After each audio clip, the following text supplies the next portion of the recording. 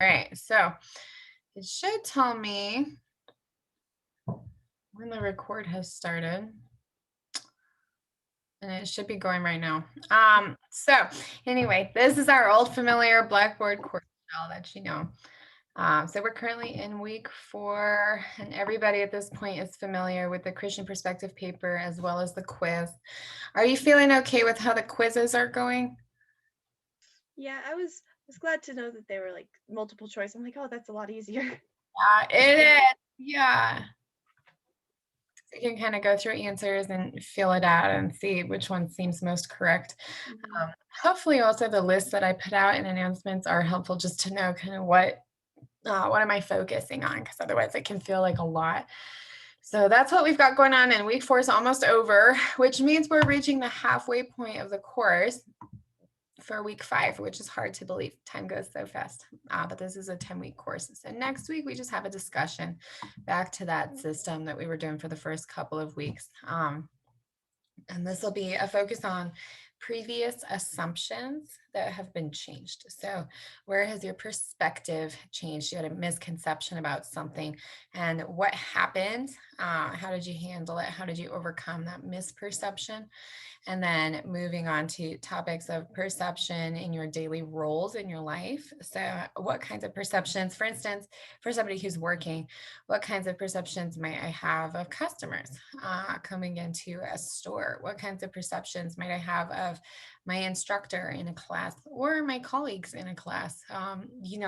Seeing, oh, this certain colleague is always here and always on time and always doing high quality work, or maybe this other colleague is not. And what kind of snap judgment might I be making about somebody? And maybe even a bias or a thought process that I'm not even aware of. And that's kind of interesting to examine. The next question would be focusing on keeping perceptions in balance within the workplace. And so obviously, many of us in the course may or may not be working in the traditional work setting, but for somebody, even Faith, you just were sharing about 4-H, that totally counts as a workplace, because you're working with so many different people as well as with animals. And honestly, you could probably have a perception and make a biased, snap split second judgment about an animal. And so there's all sorts of ways that this can transfer or transition. And then it moves into personal life. So thinking about friends, family, perhaps the future marriage, a romantic partner, how can we manage our own perceptions and be aware of them? And then obviously scripture for the biblical perspective, and we'll need source citation in there too. I think that lots of times when it comes to perception, we don't even realize what we're thinking about other things and people and situations. And so the term metacognition means that we're thinking about what we're thinking about. And metacognition is a big part of higher education. It's something that maybe doesn't come in as much in high school. And you'll see it more and more as you move in college level content. And you're noticing, okay, I'm not just being told, hey, here's the facts, here's what's going on, but I'm saying, this is a perspective. What is your perspective? Why do you have that perspective? Do you think that perspective is grounded in the facts? Is it evidence based? Is it reality? And what might be the perspective of somebody else? So we have all these layers of perspective taking. And week 5 discussion, we'll dive into that perception topic. And that'll have us moving into week 6. Week 6 has a lot. So because week 5 is just a discussion, if anybody is interested in working ahead a little bit, you don't have to. But week 6 content, there may be benefit in doing that, because you'll notice that there are 3 different things to address. So if anybody's got some open time, perhaps for the holiday with week 5 going on, we have journal abstracts, we have a quiz, and we have a final paper topic. So the quiz, we know the drill with that. I will be posting as we're closer to that week a list of some things to focus on. So the quiz will be straightforward. We've got outline here of which chapters to review as well. But I will talk through the abstracts as well as the final paper topic. So for the abstracts, we are looking for 3 scholarly, peer-reviewed, full-text academic journal articles. So If people have questions on how to find those, I did hit on this in some previous office hours and things, but go to the course dashboard and then go to more announcements under my announcements. Scroll down, scroll, because I know I send out a lot of stuff. And you'll find one with books and a computer. This is a YouTube video. I created this video specifically to guide students through the use of the CCU online library for identification of peer-reviewed academic journal articles. So for somebody who's not done it or just needs a review, this video is the best place to start. You'll notice it'll talk through step by step the process for using the CCU online library to find articles, and it'll also give you information on how to identify what might be an appropriate academic peer-reviewed journal article versus something that's not a good choice for an assignment like this. So for the week 6 journal abstracts, an abstract basically is a brief summary of a journal article, and these journal articles are going to be studies. So a random example of a study, let's say that we're looking at children in a preschool setting. This is just an example. And we say, here's a social skills intervention to help children share. So we have a curriculum, we have a trained facilitator. This is the intervention. It's a sharing intervention. And we're going to give the sharing intervention to half of the kids and no intervention at all to the other half of the kids. This might be ringing some bells from science fairs and things that you did when you were younger. We're going to give it to some and not to the others. And then we're going to measure with observation the frequency of the sharing of the children who have received the intervention versus those who have not in unstructured play settings. And then we're going to determine whether this social emotional intervention has been effective and whether that effectiveness, that result is statistically significant. So we need to see that the effect is great enough that with confidence, we as researchers can say, yes, this intervention is evidence-based. It does make a significant difference for children. Here's how we controlled for outside variables. So taking into consideration the age of the child, perhaps looking at how many siblings the children in the sample might have, looking for all those extraneous variables to make sure that we've got it as controlled as possible so that when we have our outcomes, those outcomes are going to indicate to us, yes, this intervention is evidence-based. And so then you'll see at the end of the article discussion and results that you might see information about limitations. So no study is perfect. So each academic journal article is going to say something about, we could have done better if we had more people. And in the future, it would be cool to see how this looks across different socioeconomic status levels or different areas of the country or internationally, and kind of thinking more in the big picture, because there's always another direction to take research. A side note on that limitations section, by the way, which you will see in most academic journal articles, if you yourself ever at the undergraduate or graduate level are looking into doing some research and you want an idea for where to start, pick some academic journal articles that are in your area of interest, something that you're really into. And then as you go through those, go to those limitations sections, because you'll see the researchers saying, man, this was a really cool study, but I wish we could have thought about this or tried this or looked into this. And that can often spark your interest. And then when you're building the foundation for your research proposal and you're saying, here's what I want to do and why, and here's why the institutional review board should approve me, and here's why I should receive funding if that's part of the picture. As you move forward in research later on, then you might say the reason is because this researcher and this researcher in their limitations for their studies have indicated that this is a solid next step for research. And so here are the gaps, because when you're conducting research, here are the gaps that I'm filling in. And these people and these people and these people said that these gaps really need attention. And I think so too. And here's what I plan to do about the gaps. So that was a little side note, but it is a reminder regarding the limitations sections of journal articles and why they're so interesting and valuable, perhaps even for your own research in the future as you move forward. So for the journal abstracts themselves, what we'll need to do is select 3 scholarly peer-reviewed full-text journal articles in the field of psychology. So for the articles, like I said, do check out that video if you have any questions on how to use the CCU online library. It will walk you through it. But when you select those, it does say on the topic of your choice. So this could be anything.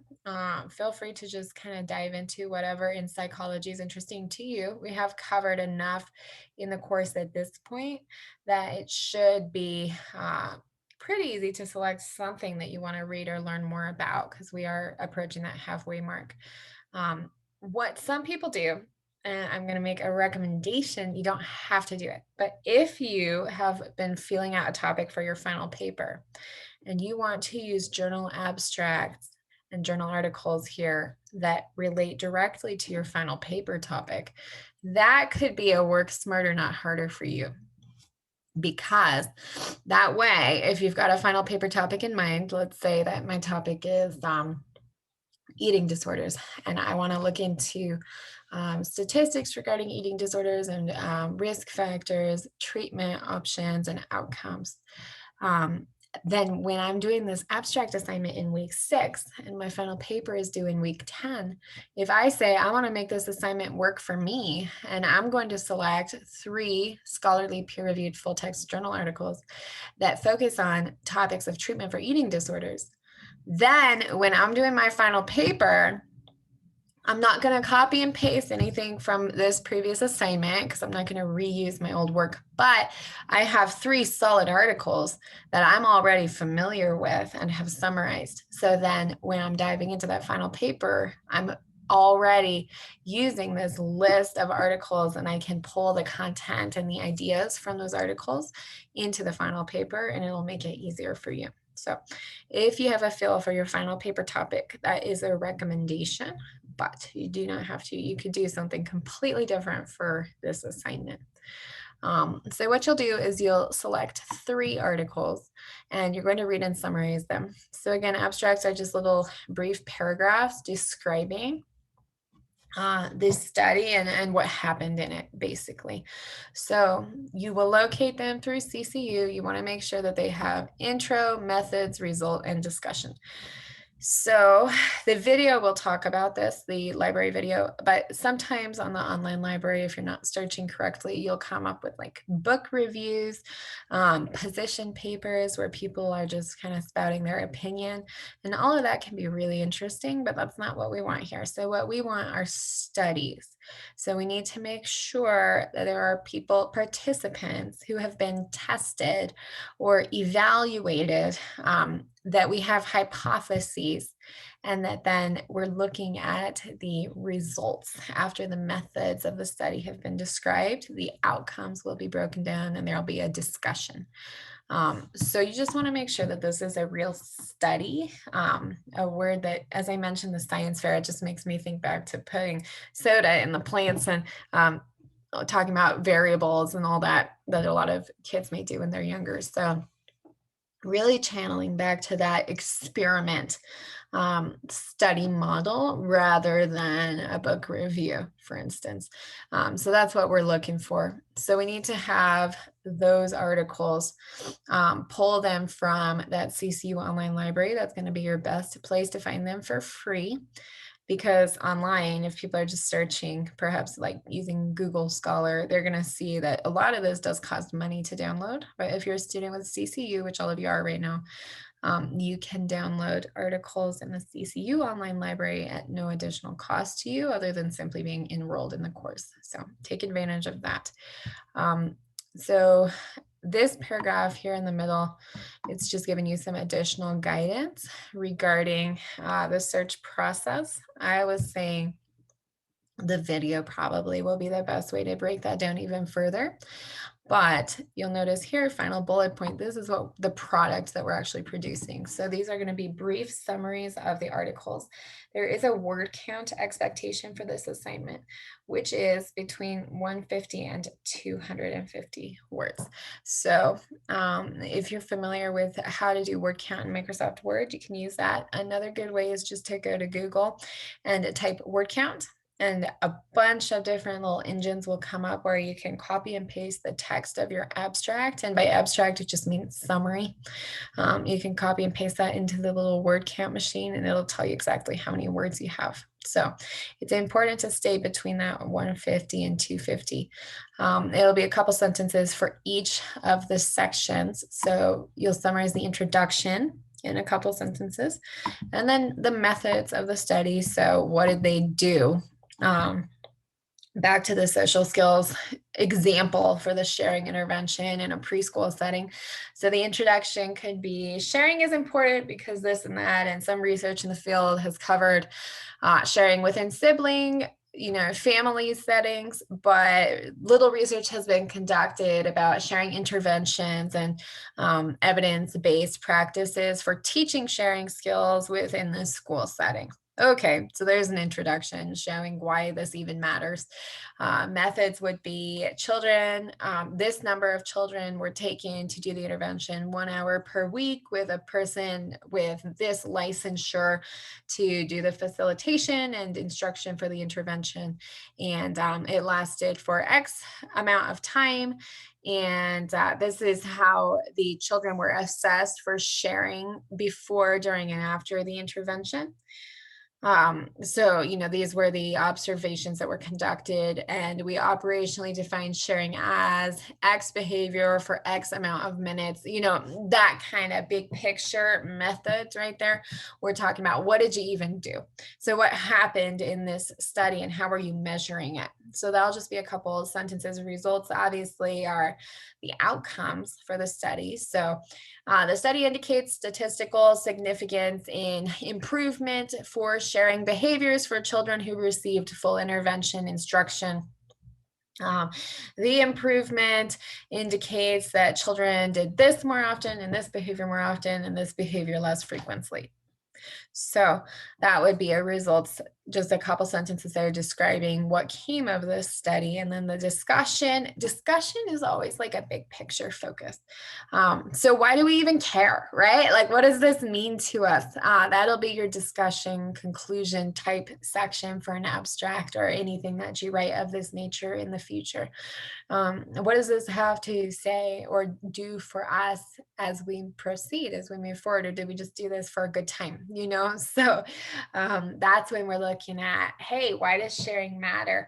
How will kids have to share as they grow older? Even thinking about these skills, driving as an adult on the road, and why does it matter that we can put others before ourselves, or think about the perspective of somebody else, or have patience, or give up our best interest when we're in that adult setting?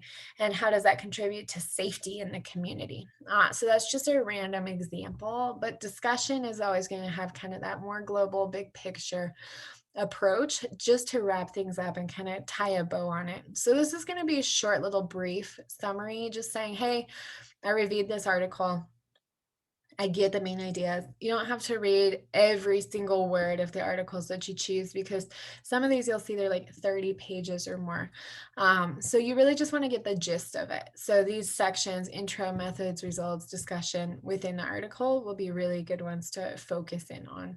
And so you'll be doing that for 3 different articles. So as I mentioned, in week 5, we've only got a discussion. So if anybody chooses to set aside a little time to browse about in the CCU online library and select some articles, that would be a great time to do it. Or you can wait until week 6, but you just need to make sure that you find 3.